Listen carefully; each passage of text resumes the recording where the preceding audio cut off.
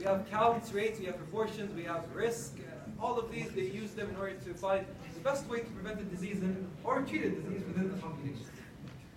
With that said, let's move on to rates. Rates, remember the example I gave in the beginning? I told you that we can lie using statistics. Some people maybe were not here, so I'll repeat the example again. If we have a population, I'm not going to say how many there are in it. 5 people died in them, okay? And another population, not going to say how many are in them. 50,000 people died in them. Now, intuitively, you would say, oh, 5 people died here. This is the better population, I will go to it. Let me just, actually. 5 versus 50,000. 50,000. So you want to be part of this group. However, what if the population here was actually 10? So half of the people died. The death rate here is 50%. And here you had 10 million. I don't know, is this? No. This is 0.5? Look, it's either 5% or 0.5%. One of those, I think it's 0.5. It's 0.5, right? 0.05. So 5%. Whichever one, either way it's going to be less than 50%, right? So notice how by figuring out a rate, 5% of people say in 2011 died like this much. In 2011 had a 5% death rate, meaning that per whatever 1,000 deaths, you had this amount of deaths, and it would surely be less than those in the other population that's 10 to 5. This is rates. This is the basic idea of rates. So we're just going to gloss over the lecture. It gives you an example of different sources of statistics. You have demographics, which describe, for example, population size, yada. Then you have vital statistics, which describe things that are vital for life, like death, how long people are living, etc. We're going to focus on deaths. Here he gives you an example. In 1991, you have this many people dying. In 1992, this many people dying. There are 2 reasons. Either, and he mentions in the next slide, but you don't need to write this in.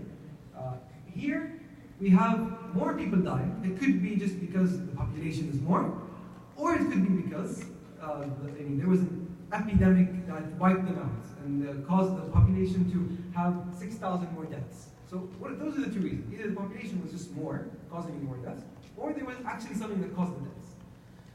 At the end, you find out that it was actually just because of the population. This is where he begins talking about rates.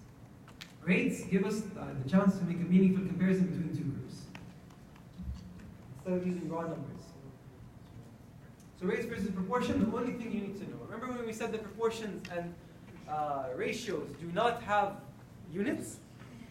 Rate does have units, and it has a time corresponding to that unit. For example, within 1911 or 1991 or 2000 or 2011, whatever. So they have a specific units accompanied with them and a time accompanied with them. The unit could be, for example, deaths per 1,000 population, 1,000 members of the population, and time could be, for example, 2011. Could be even, doesn't need to be years. Could be months. Could be from June to July, those 2 months together.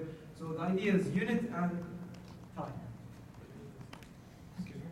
This is an example of proportion. Yes. Didn't you say before that there was no units, like 2 to 1, 3 to 1? Yeah, proportion and ratio, no units. Absolutely no units. This rate does have a unit. Any questions? Again, gives you the same example. Sometimes they report it in 1,000 and 100,000. The reason it differs is because sometimes they don't want to say, for example, they don't want to say, where's the mic? They sometimes don't want to say 0.03 deaths per 1,000. Instead, they'll just add 3 zeros and then add 3 zeros. So you'll have 30 deaths per 100,000. You get this? So they don't want to say it like this, 0.03. They want to make it this. This is easier to understand. So this is the only point why they would not, why they would choose 1,000 versus 100,000 or something like that. This is just an example. I don't expect them to ask you. This is just, if you had to memorize, just pick Ethiopia and Japan, because it's the highest and lowest on the slide. This is usually, if you have to memorize. I don't know if you have to. It's easy to remember. Ethiopia 1, 2, 3, and then Japan 4. 1, 2, 3, 4. Just that. I hope you know this. Last topic about rates is crude versus specific rates. So crude rates, it is basically the rates that we were talking about. All of the depths. They're not being divided into other categories. Specific rates, they are divided into other categories. I'll show you the example. Let's explain here. So look, notice how all ages, this is the raw value. Okay, 2 million deaths is the raw value. When you put it in a death rate, so 852 deaths per 100,000, notice how this is the crude rate because it takes all ages. But all of these under here are going to be our specific rates. Now, okay. Never mind. I was going to say there's something that doesn't make sense, but I just caught it right now. What you can do, if you take an average of all the specific rates, you will get the crude rates. Okay? Now you're going to look at me and you're going to say, wait, I tried this at home, and I tried this at home yesterday as well.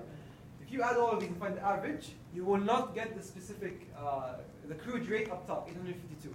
And someone could check it, one person could check it, and it would not be that. The reason for that is if you look here, there are some years excluded.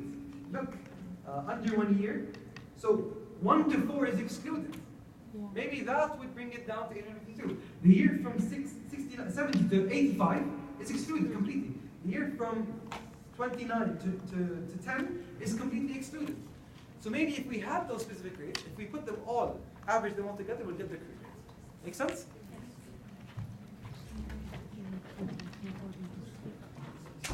Now, I don't know if you noticed, I don't know if you talked about it. Did you talk about it? And why females have less death rates than males? It's not the joke. Listen, it's not a joke. It's not even a meme. I'm being genuine. It is true. And it's not because someone said, because the men are stupid. And then they put the meme where the guy is on a ladder and one leg is on his ladder and then he's like painting something while also balancing a bowling ball on his leg. Or something like that, something stupid like that. The truth is, the actual medical cause of it is because how many X-linked recessive diseases do you know? Like there are so many. There are so many X-linked recessive diseases. You took genetics, right? Well, they moved it or something. Okay. X-linked recessive diseases, if the girl gets a bad X, she has the other X to keep her alive. If a guy gets the bad X, he's screwed. Most of them die in utero. Some of them can live, but they usually die from complications. So it shouldn't surprise us that females have a lesser death rate than males. Does it make sense? Yeah. Just in case if he asks. Did he say anything during the lecture about it? No. Don't someone say doctor? Don't say doctor. What is the question? The male all ages, is it considered a crude rate? The male all ages? Yeah, this is difficult because you ask yourself, how is it a crude rate if it's divided into male and female? I think it is a crude rate, but I'm not sure. You have to ask Dr. Hassan. Because the way he's dividing them into ages, and it makes sense to me that he's trying to point out that it's not really dividing them into male and female, it's more about the ages that makes sense. I'm not really sure. You have to ask him, to be honest. And he'll make the question, but the whole process, he will pick that. You wanted to ask something? Yes. Okay. Yes? So the values are the same as crude values, but just divided? Yeah, just divide it into ages, or maybe smoking status. You divide them into smokers, non-smokers, and you see their specific rates. That's not it. We'll equal the crude. Exactly. All good?